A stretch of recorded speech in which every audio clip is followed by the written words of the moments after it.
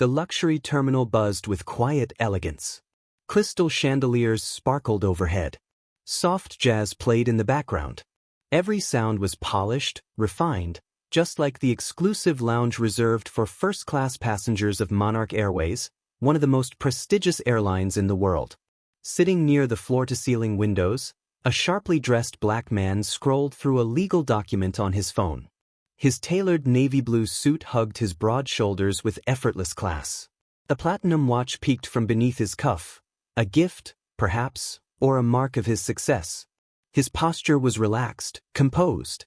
Across from him, an elderly woman in a soft beige shawl smiled warmly as she sipped her tea. "Almost boarding time, Mama," the man said, glancing up with a smile. She chuckled. "And I still can't believe we're flying first class. I remember when we couldn't even afford the bus."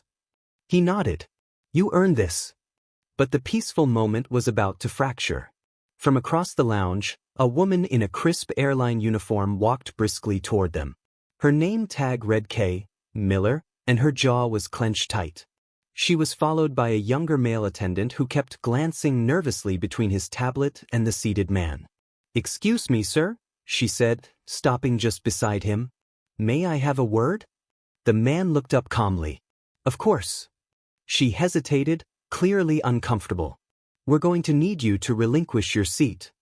He blinked once, then slowly locked his phone. "I'm sorry. There's been a change. A high-priority guest has requested your seat. We'll be moving you to another cabin." He didn't raise his voice. "I paid for that seat. It was booked 6 months ago. What exactly changed?" "It's company policy," she said quickly. "We hope you understand. Please step aside." All around, heads began to turn. Whispers floated through the air. A couple paused their champagne toast. One young woman pulled out her phone, already recording. The man stood slowly, not with anger, but with quiet grace. "Understood," he said. His mother placed her hand gently on his arm. "What's happening, son?" He didn't flinch. He didn't explain. He just leaned down and whispered, "It's all right, Mama." But it wasn't. As the woman gathered her purse, a new figure strolled through the VIP gate, tall, white, loud, and flanked by 2 staff members who welcomed him like royalty. His designer bag was monogrammed. His laughter echoed through the room. And as he approached the row of seats, the attendants gestured toward the one just vacated. He sat down, reclined, and didn't even glance at the man and woman being moved to the rear. The female supervisor turned to them again.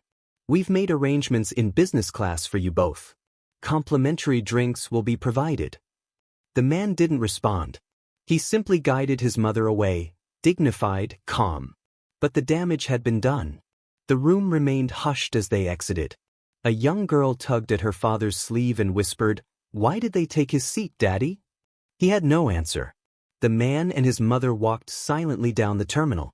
His gait was composed, but his eyes held the weight of 1,000 moments just like this one. Moments of being mistaken. Moments of being unseen. Moments of being tolerated, not welcomed. But what no one knew, what not even the smiling white man in first class could have imagined, was this. The man they just humiliated was Darius Cole, the billionaire CEO who had quietly acquired a controlling stake in Monarch Airways just 72 hours earlier. And this flight, this aircraft, this entire operation? It belonged to him. And in less than 5 minutes, the people responsible for this humiliation would no longer work there. He was known in boardrooms across the world. Not by face. By results.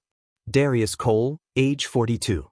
Founder and CEO of Cole Dynamics, a global tech firm valued at over $37 billion. A genius in software architecture. A revolutionary in artificial intelligence. A name that moved markets, though most people would pass him on the street without ever knowing. And he liked it that way. He didn't chase the spotlight. He avoided flashy headlines. No red carpets. No viral interviews. Just work, discipline, and purpose. But none of that was visible when he stood quietly at that gate, calm, polite, even as he was stripped of his seat. The woman beside him, Evelyn Cole, was the only one who knew just how far he'd come. Flashback. 1988, Southside Atlanta. A rusted ceiling fan clicked overhead in a one-bedroom apartment that always smelled like bleach and burned rice. 9-year-old Darius sat on the floor cross-legged, books piled high beside him. One was a worn-out dictionary. Another was a second-hand math workbook, 3 editions old, but he didn't care. In the background, the hum of an old TV and the rhythmic scratch of his mother scrubbing the kitchen floor echoed like a lullaby. "Baby, it's almost midnight," Evelyn said, wiping sweat from her brow. "I just want to finish this page, Mama," he mumbled, eyes glued to an algebra problem. She smiled softly. "You never had to work this hard, baby." He looked up, tired eyes but fierce. "Everything I am, Mama, I owe to you."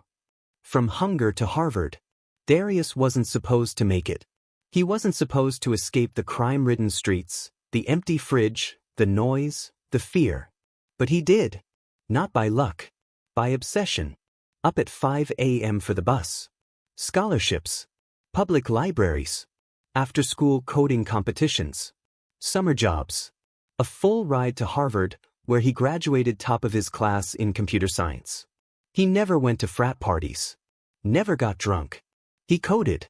He studied. He dreamed. Back home, Evelyn still worked 2 jobs and refused to move out of the neighborhood until he was stable. "You focus on your future," she'd say on their weekly calls. "I'm fine. Just don't forget me when you're running the world." I couldn't if I tried. The rise of coal dynamics. At 28, after turning down offers from Google and Microsoft, Darius started a tech company in a garage with $600 and a refurbished laptop. By 32, he'd created a voice AI so accurate that the US government licensed it for aviation systems. By 36, his company had gone public. Shares skyrocketed. And by 42, this very year, he made a quiet move that shocked the business world. Coal Dynamics acquired major stake in Monarch Airways, a legacy airline struggling to keep up with the modern world. He didn't announce it with press releases or ribbon cuttings. He didn't even tell his board until the ink dried. Because he had other things on his mind. His mother's 70th birthday was coming up. Her knees hurt on long drives. And she had never flown first class in her life. "I want you to sit somewhere soft," he told her when he booked the flight. "You've carried me far enough." The private man in a public world. Darius used a travel alias when flying. No suits. No security team. He wanted peace, not attention. So when he and his mother arrived at the Monarch terminal that morning, dressed elegantly but modestly, no one suspected who he was. The staff didn't recognize the man whose company owned more than 40% of their airline. They didn't see the strategist who'd saved their jobs just 3 days earlier. They just saw a black man. A quiet one. Well-dressed, but anonymous. Not loud. Not flashy. And when the time came to choose between him and a priority guest, their decision was quick and easy. Inside the lounge, Evelyn sat quietly beside her son, her eyes taking in every luxury she'd never known. "I still can't believe this," she whispered. "First class." He grinned. "Only the best for you. You spoil me." "No, Mama. I'm just giving you the life you deserved a long time ago." She smiled, but in her eyes was something deeper. A quiet pride. A knowing pain.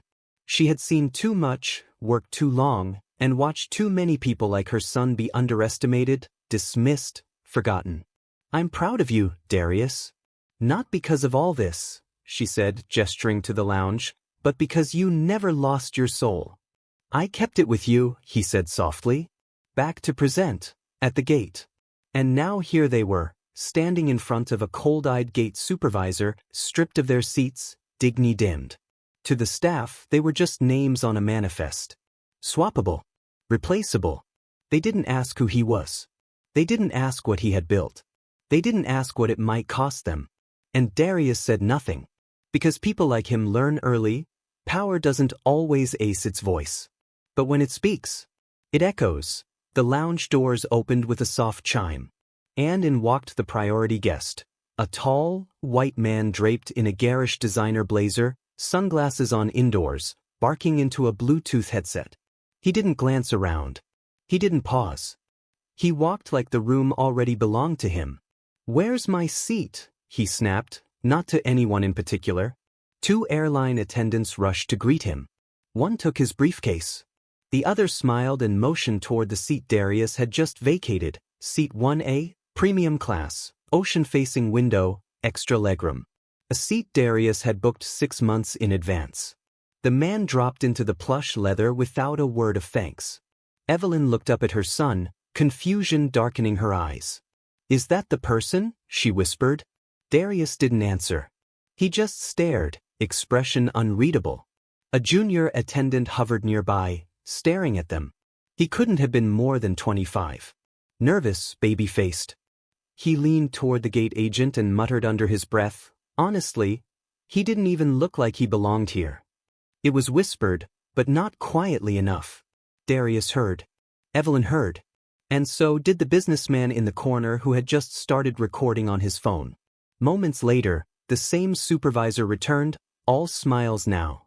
"Mr. Cole, we've arranged a new option for you and your companion. There are 2 available seats in Coach Plus. You'll still receive complimentary refreshments, of course." Darius spoke calmly. "We paid for first class. That seat was confirmed in writing. I have the receipt." She nodded, eyes firm. "I understand, sir. But there's been a reassignment. You've already been refunded the difference." "I wasn't asking for a refund," he said quietly. "I was asking for the seat I purchased." The younger male attendant chimed in with a smirk. "You're free to file a complaint, sir. After the flight." Evelyn touched her son's arm. "It's okay, Emmy. I don't want any trouble." He took a breath. Measured. Controlled. The kind of breath a man takes when he's been here before. "Can we just get another seat?" he said. The supervisor smiled like a problem had been solved. "Of course. Please follow me." They were escorted, not led, but relocated, to the back of the aircraft. No aisle seats. No space. Just 2 cramped middle-row positions near the bathroom. A baby was already crying somewhere nearby. The air was stale. No apologies. No acknowledgement. Not even eye contact. Just distance. As Darius helped his mother into the narrow seat, a flight attendant passed by and offered the white man in his original seat a glass of champagne. "To your loyalty," she said brightly. He raised the glass. Monarch always takes care of their VIPs. Passengers were beginning to whisper now. Phones were out. TikTok live feeds were quietly running. A woman leaned over to her husband and whispered, "Did you see what just happened to that man?" Her husband nodded. "I thought he was first class." "No, they made him give up his seat. For that guy." "Why?" "I don't know. But it didn't feel right." Back in coach, Evelyn leaned in and whispered, "You should have said something." "I did," Darius replied. "No, I mean, really said something. Told them who you are." He looked straight ahead. "They weren't asking who I was, Mama. They were telling me what they thought I wasn't." More microaggressions followed. An attendant offered drinks to the entire row, skipped Darius and Evelyn, and moved on. When he gently raised his hand, she said, "We're out of orange juice." "Sorry." 15 minutes later, she returned with 2 full bottles for the couple in front of them. Another passenger, mid-30s, white, casually dressed, stood and walked back toward the coach section, whispering to Darius as he passed. "I saw what they did. I recorded the whole thing. If you want the footage, I'll airdrop it." Darius gave a small nod. "Thank you." The man returned to his seat. He wasn't black. He wasn't loud. But he knew wrong when he saw it. As the plane prepared for takeoff, the pilots remained silent. Not one member of leadership addressed what had happened. Not one apology. Not one correction. Not 1 ounce of accountability. Just sterile announcements and forced smiles. It wasn't just about a seat anymore. It was about what the seat represented. Dignity. Value. Belonging. And for all of Darius Cole's billions, for all of his accolades, his software, his titles, his mind, they still saw him as invisible. But what they didn't know, what no one on that plane could have guessed, was that this injustice had already triggered a chain of events far beyond their understanding. In 5 minutes, those smiles would vanish. In 10, The very foundation of Monarch Airways would shake. And in 20, every employee involved in this moment would never work here again. Because Darius didn't need to scream. He just needed to press send. The seatbelt light flickered above. The captain's voice crackled through the intercom. Ladies and gentlemen, we'll be closing the cabin doors in just a few minutes. Please ensure. And then everything stopped. A stewardess froze mid-step. The intercom cut off mid-sentence. The head flight attendant glanced down at her watch, then at her headset. A sudden wave of confusion rolled through the crew. Whispers. Shuffling. A tone on a walkie-talkie. Then, silence. One of the pilots stepped out of the cockpit, visibly pale. A supervisor appeared from the jet bridge, phone pressed to his ear, nodding rapidly, mouthing yes, sir, repeatedly. Then the door to the aircraft reopened. And he walked in. Not a uniformed employee. Not airport security. A man in a sleek charcoal suit, leather folder in hand, eyes scanning the cabin like a general entering a war room. He walked directly toward the front of the plane, past the seated white VIP, past the confused crew, and stopped in front of the lead flight attendant. He didn't raise his voice. He didn't make a scene. He simply said, "You've just removed our largest investor from his own aircraft." The color drained from her face. A murmur rippled through the first-class cabin. Sir, I don't understand." He opened the leather folder and displayed a document. One signature at the bottom. Darius Emmanuel Cole, CEO, Coltech Industries. Majority stakeholder in Monarch Aviation Holdings. "Mr. Cole," the man said, gesturing toward the back of the plane, "isn't just a passenger. He owns the private tech firm that just acquired this airline." The silence was unbearable. The flashy white man in seat 1A suddenly straightened up, his drink untouched. The smirk disappeared. The gate agents shifted uneasily in the galley. The junior attendant, the one who whispered, he didn't even look like he belonged, took a step back. Someone in first class gasped. Someone in coach stood up just to get a better look. And so, Darius had not moved.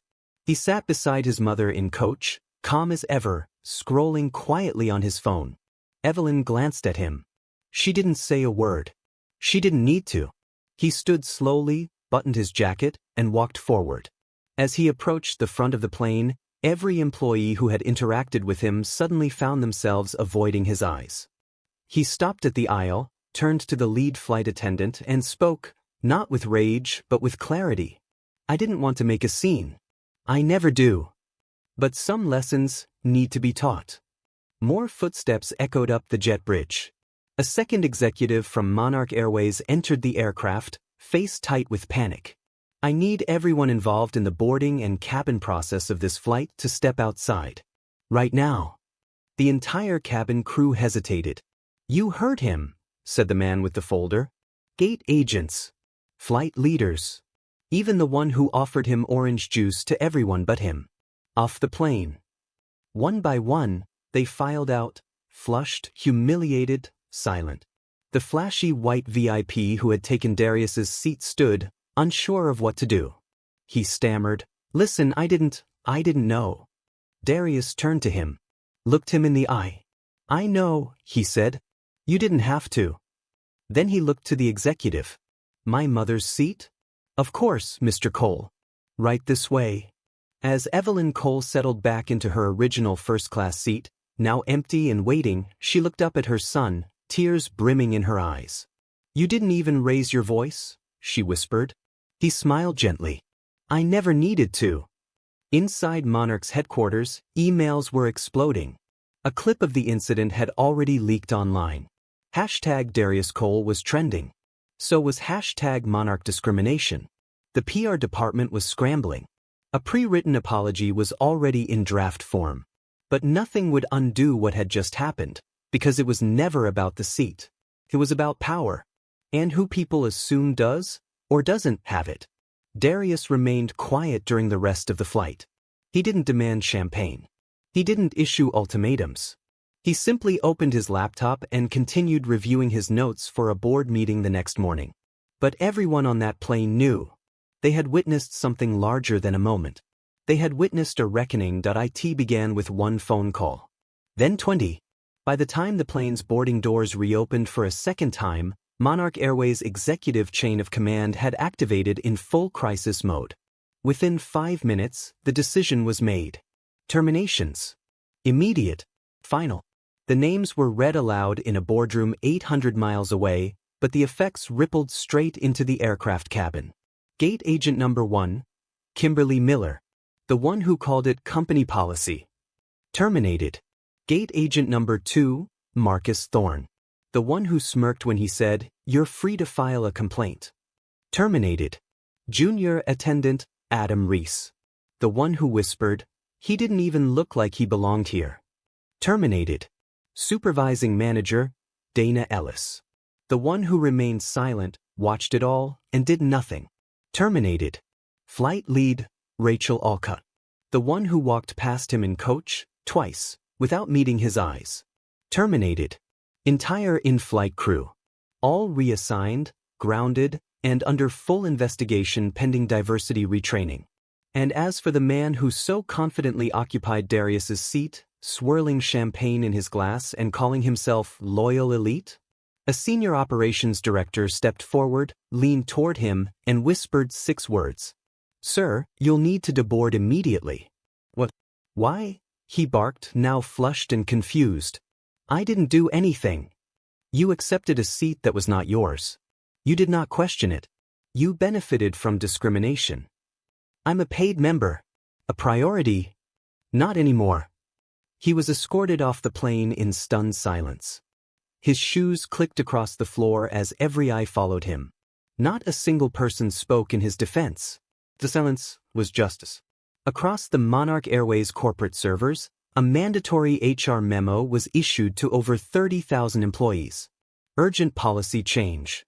Effective immediately, all boarding decisions, guest accommodations, and in-flight seat reassignments must follow new equity protocols.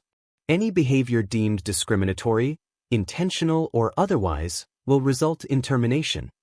This order is non-negotiable. Darius E. Cole, Executive Board. Back on the aircraft, the new flight lead, a middle-aged black woman with eyes full of humility, approached Darius and Evelyn. "Mr. Cole," she said softly. "Mrs. Cole, your seats are waiting. May I escort you?" Darius rose, offered his hand to his mother, and said nothing. As they returned to the front of the plane, a hush swept through the cabin again. Only now, it was a hush of respect. Not fear. Not tension. Just clarity.